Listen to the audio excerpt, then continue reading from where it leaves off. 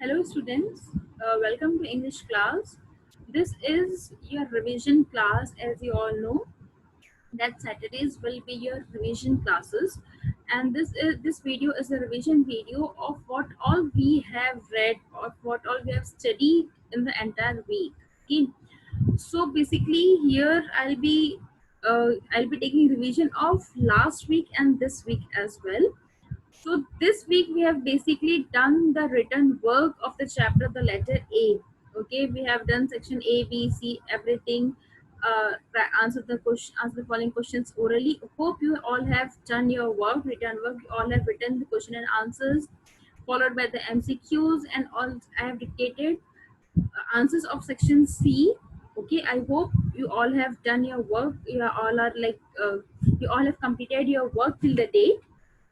And in the last week, we have read the chapter letter A. So today I'll be giving you a short summary. I'll be explaining you the entire chapter in a short summary form.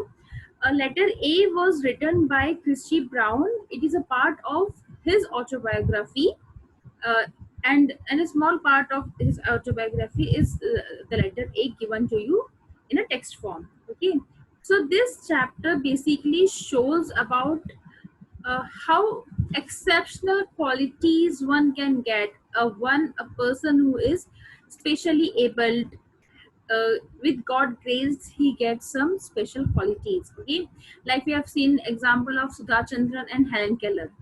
Okay, so these are the two ladies, two female figures who are although physically impaired. Okay, still they have some exceptional qualities and they are like renowned worldwide.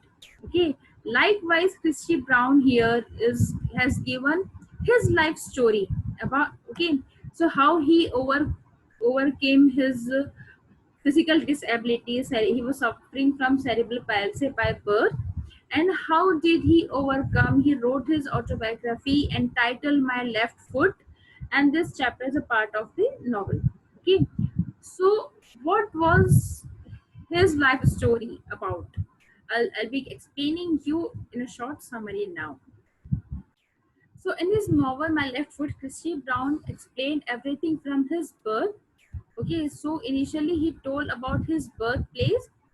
He was born on 5th June 1932, and he was the ninth child of the family. There were total 22 children in his family, and uh, his physical impairments got first noticed by his mother when he was 4 months old. At that time, his mother first noticed his that there is something wrong with Christy Brown. So when Christy was 4 months old, his mother realized that there is something wrong with Christy because he could not keep his neck stable. Okay, it he needed support to hold on his neck, else his neck keep falling down. Okay, so that was the time Christy's mother noticed Christy's illness for the first time, and slowly with the passing of time, Uh, there were more signs of his impairness. That is, sometimes his jaw, कभी कभी होता था कि उसका jaw एकदम tight हो जाता था, कभी एकदम loose होकर hang होने लगता, and उसके जो hands थे वो एकदम twisted hands थे, twisted fingers हुआ करते थे. एंड 6 months के होने के बाद फिर 1 year के होने तक भी क्रिस्टी ब्राउन बिल्कुल बैठ नहीं पाते थे. ओके, एंड देन इनके फ्रेंड्स रिलेटिव्स को लगता था कि क्रिस्टी के साथ जरूर कुछ सीरियस प्रॉब्लम है, तो उन्हें डॉक्टर को कंसल्ट करना चाहिए. जितने भी डॉक्टर के पास गए थे सबका यही कहना था कि Christie is an hopeless case, इसका कुछ नहीं हो सकता, ये जैसा है वैसे ही रहेगा, और इनके ज्यादा लंबी एज तक सर्वाइव होने के चांसेस भी बहुत ज्यादा कम है. लेकिन क्रिस्टी की मदर को ये होप था, ये उम्मीद थी कि हो सकता है कि क्रिस्टी ब्राउन फिजिकली इम्पेयर्ड है, ठीक है, फिजिकली वो हैंडीकैप हो सकते हैं, लेकिन वो मेंटली स्ट्रांग है. ये कॉन्फिडेंस क्रिस्टी की मदर को हमेशा से रहा है, और वो ये चीज सबको प्रूव करना चाह रही थी कि नहीं, क्रिस्टी मेंटली स्टेबल है, मेंटली वो वीक नहीं है.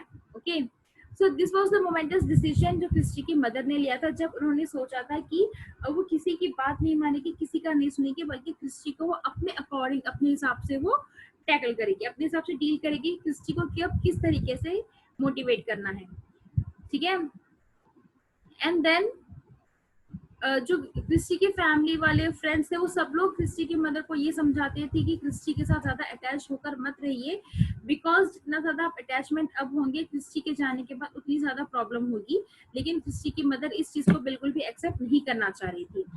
ओके, देन फाइनली क्रिस्टी इस बात के लिए बहुत ज्यादा अपने आप को लकी मानते थे, क्योंकि सभी लोग के अगेंस्ट जाने के बावजूद भी क्रिस्टी के पेरेंट्स, उनके फादर एंड मदर को पूरी होप थी, वो जैसे उनके बाकी बच्चे हैं सेम उसी तरीके से वो क्रिस्टी को भी प्यार किया करते थे।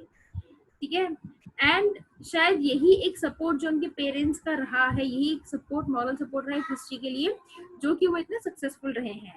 फिजिकली इम्पेयर्ड होने के बावजूद भी, पूरी बॉडी पैरालाइज्ड होने के बावजूद भी वो एक वर्ल्ड फेमस पेंटर और राइटर बने, जबकि उनके हाथ पूरे क्लिंच्ड हैंड्स थे, वो हाथों का बिल्कुल इस्तेमाल नहीं कर सकते थे इसके बावजूद भी।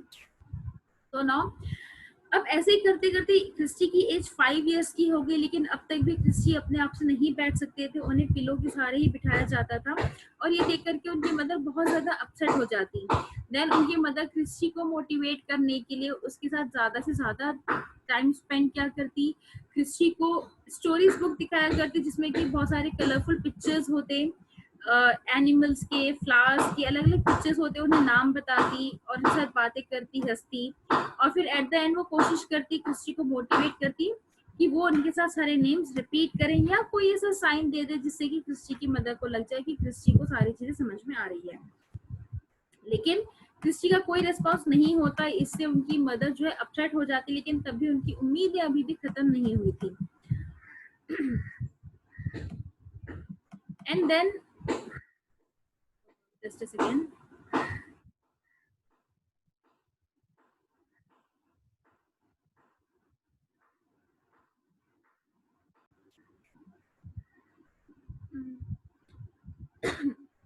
एंड देन जो है क्रिस्टी 5 इयर्स की होने तक भी कोई भी उन्हें पॉजिटिव साइन शो नहीं हो रहा था, तो अंदर ही अंदर उनकी मदर भगवान से प्रे करते रहती कि कोई एक ऐसा इशारा दे दो, कोई एक ऐसा साइन दे दो जिससे कि उन्हें लगे कि जो वो कोशिश कर रही है वो कोशिश उनकी सक्सेसफुल कोशिश रहेगी, कि क्रिस्टी में अभी भी चांसेस हैं कि वो मेंटली स्टेबल हैं। ठीक है, इस चीज का कोई एक इशारा उन्हें दे दे। ठीक है, देन एक बार ये हुआ कि क्रिस्टी ब्राउन जो है अपनी पूरी फैमिली के साथ वो किचन में बैठे हुए थे, घर के किचन में बैठे हुए थे, जहाँ पर फायर जल रहा था।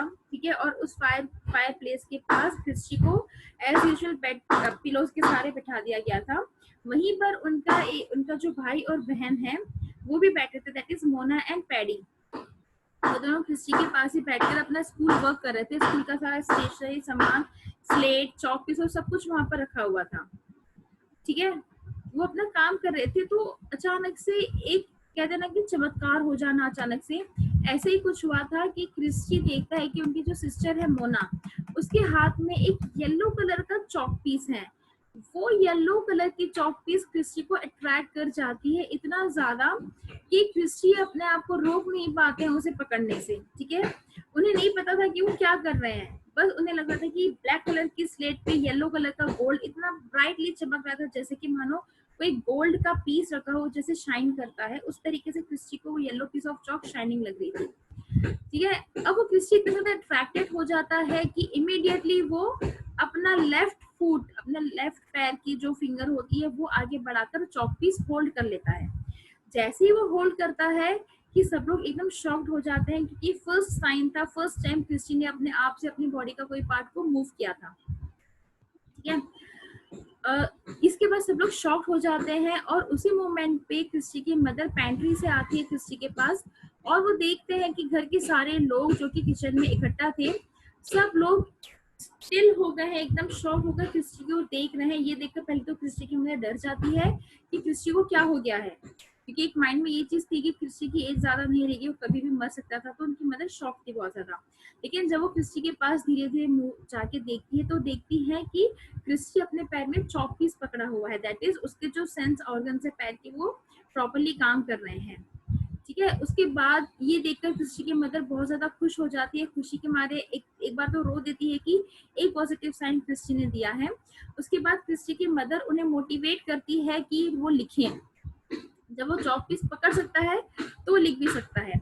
उसके बाद क्रिस्टी की मदर ने फ्लोर पर एक बड़ा सा लेटर ए लिखती है और क्रिस्टी से कहती है कि वो उसे कॉपी करे। ठीक है, क्रिस्टी ट्राई करता है, नहीं कर पाता है, लेकिन वो देखता है कि उसकी मदर बहुत ज्यादा उससे फोर्स कर रही है। उसके शोल्डर पे, क्रिस्टी के शोल्डर पे उसकी मदर हाथ रखी है ताकि उन्हें एक मॉरल सपोर्ट मिल सके। और यही मॉरल सपोर्ट जो उनके पेरेंट्स का रहा है, यही यही मॉरल सपोर्ट की वजह से क्रिस्टी ने लिखना सीखा।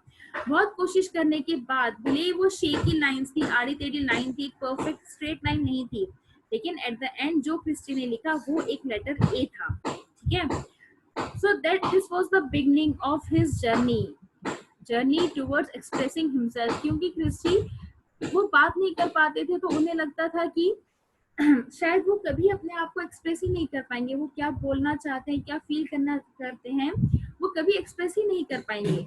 लेकिन जब उन्होंने लेटर ए लिखा, वो एक शुरुआत थी जो कि उन्होंने डिसाइड किया था कि वो अगर बोल नहीं पाते हैं तो लिख कर अपने आप को वो एक्सप्रेस करेंगे, अपने आइडियाज, अपने थॉट्स को वो एक्सप्रेस करेंगे। सो इस तरीके से क्रिस्टी की एक न्यू लाइफ, एक न्यू जर्नी स्टार्ट हुई। बिगनिंग ऑफ अ राइटर वो यहीं से स्टार्ट हुई थी। So this was letter A. और लेटर ए, इस टाइटल का, इस चैप्टर का नाम लेटर ए क्यों दिया गया है? क्योंकि लेटर ए ही था जो क्रिस्टी ने पहली बार लिखा था, जिससे उनकी शुरुआत हुई थी। So this was a chapter letter A which we have done in the last week, and in this week we have completed the written work. I hope the chapter is clearly understood by you all. Most probably, I guess किसी को कोई doubt नहीं होगा। अगर still you have any doubt, you can drop a message on your school WhatsApp group. Then in this week I have asked you to complete your written work. Firstly, you have to write nearly 30 to 40 hard words or difficult words from the chapter. After that, you have to write down word meanings, entire word meanings given in the book, you have to write it down. Then section A, orally question answers. I have explained you the question along with their answers, which you have to write it by your own, making proper sentences. I hope that is done. Section B was MCQs, which also I have explained you. I have given you the answer, and that also you have to write down in your notebook. Then section C was long question answers.